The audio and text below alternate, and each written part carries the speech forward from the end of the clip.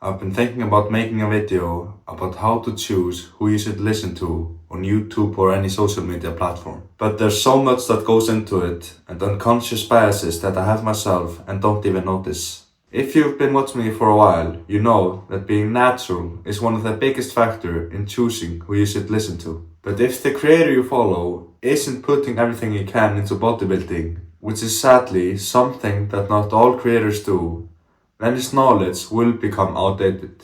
It's really hard to put everything you can into something and seemingly get nothing out of it, which is the reality of people past 10 to 15 years of lifting. But if you want to stay on top of current fitness knowledge, you have to be giving it your all. It's constantly evolving with new methods and new exercises that are superior to the ones before. And if you aren't giving lifting your all and trying out the new methods, the relevant knowledge you have right now will become outdated. But giving it your all on gear won't be enough. You see it with creators who have been on the sauce for an extended period of time, that their once relevant information that they learned natural will slowly become more and more irrelevant over time.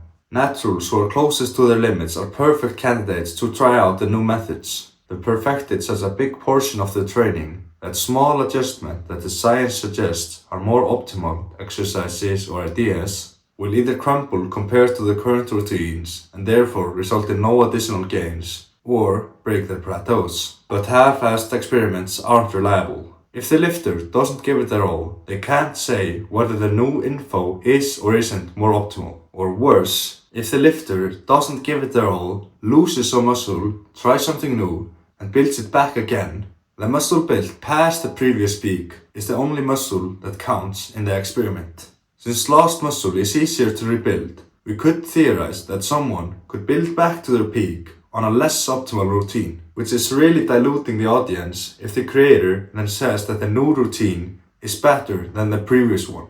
Besides the fact that the information might be outdated, there's something about being in the trenches and giving it your all. Lifting will constantly be on the creator's mind, and teaching it and getting ideas will be much easier. The info will be at higher quality and more applicable, especially if you're at the same stage as your creator in your lifting journey. So if the influencer you're watching isn't natural or giving lifting its all, or hasn't been for the past 3 years, even though he may be smart, he isn't likely the cream of the crop, and you should be starting to look elsewhere.